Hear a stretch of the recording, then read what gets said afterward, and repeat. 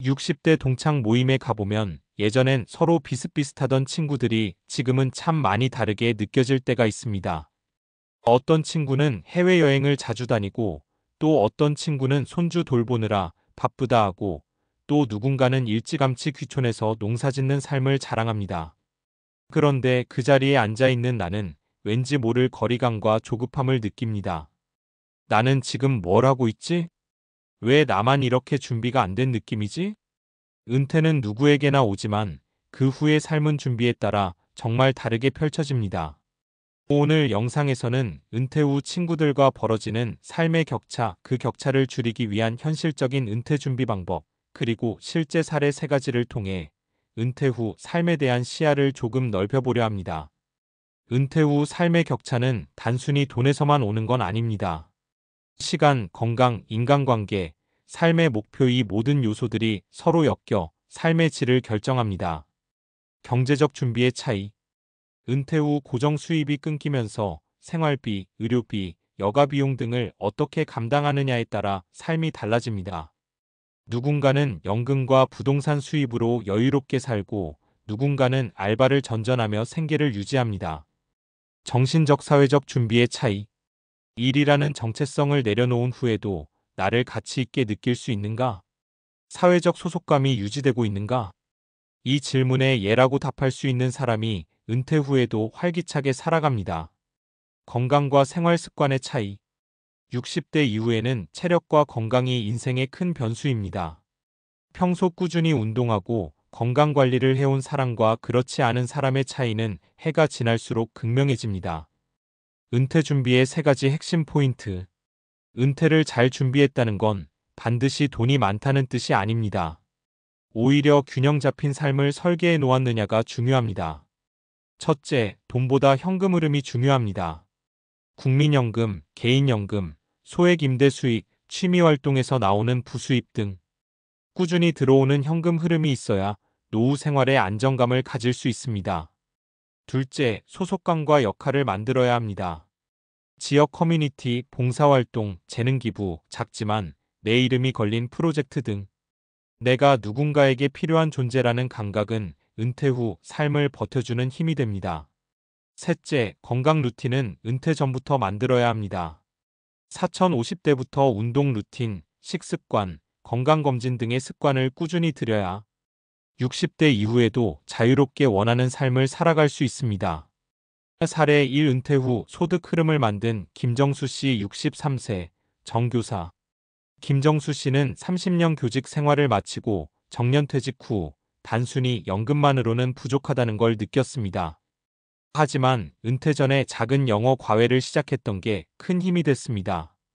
퇴직 후에는 동네 도서관에서 시니어 영어 교실을 자청해 열었고, 이게 지역 커뮤니티 활동으로 이어지면서 월 5,060만 원의 부수입도 생겼습니다. 돈보다 중요한 건 아침에 일어났을 때 갈 곳이 있고 누군가 나를 기다린다는 거예요.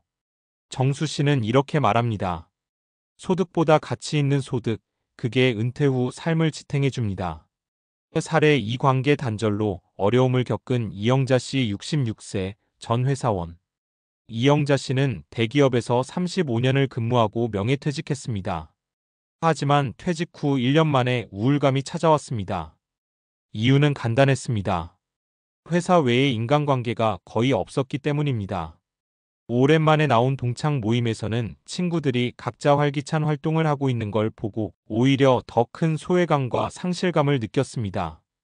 그러다 우연히 시작한 주민센터 요가 수업이 전환점이 됐습니다.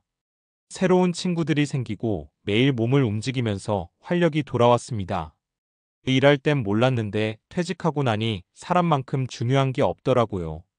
사례 3. 건강 루틴으로 활기찬 노후를 사는 박상호 씨, 65세, 전 자영업자. 박상호 씨는 50대 초반부터 매일 새벽 걷기와 식단 관리를 해왔습니다.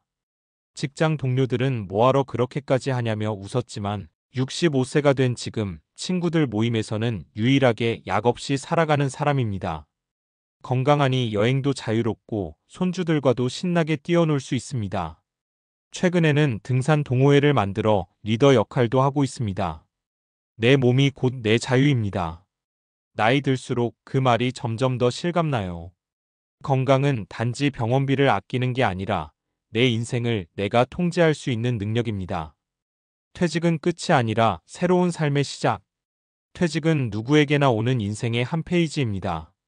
하지만 그 후의 페이지는 내가 어떤 펜으로, 어떤 잉크로 채워가느냐에 따라 완전히 달라집니다.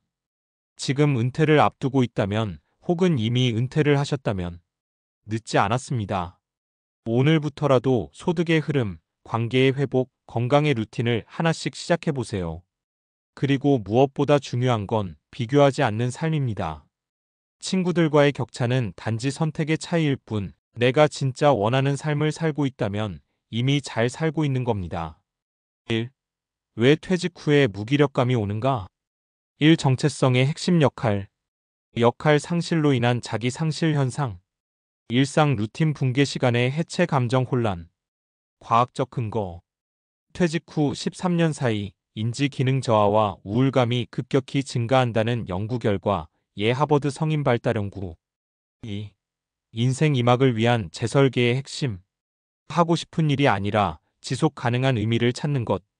돈이 안 돼도 내가 꾸준히 할 수 있는 것. 타인을 위한 기여, 나만의 스토리, 배움과 성장을 느낄 수 있는 일이 중요. 심리학적 기반. 미하이 칙센트미하이의 몰입플로 이론. 사람은 도전적이면서도 할 수 있는 일에 가장 깊은 만족감을 느낀다. 3. 의미 있는 인생 2막을 위한 3단계 실천법. 회고 과거 돌아보기. 내가 예전에 좋아했던 일은? 어떤 상황에서 시간 가는 줄 몰랐던가? 탐색 작은 시도해보기. 재능 기부, 봉사, 동호회, 강의 듣기 등으로 가능성 탐색. 한 번에 인생의 정답을 찾으려 하지 말기. 설계 루틴 만들기. 일주일 단위의 계획 세우기. 나만의 출근 시간을 만드는 게 핵심. 실제 사례 하나 간단히 예고해보기. 60대 후반의 동네 중학생들 대상 그림 교실을 연 정은자 씨. 그녀는 예전 취미였던 수채화를 살려 작은 공방을 열고 매주 아이들과 함께 그림을 그립니다. 내가 다시 누군가에게 필요한 사람이 됐다는 감각, 그게 나를 살아있게 해줘요 라는 그녀의 말처럼 은퇴 후 인생 2막의 중심은 결국 가치 있는 연결입니다. 퇴직은 경력이 끝나는 시점이지만 의미는 새롭게 시작되는 지점입니다. 인생 2막에서 하고 싶은 일을 찾고 계신가요? 다음 영상에서는 나만의 인생 루틴 만드는 법으로 다시 찾아오겠습니다.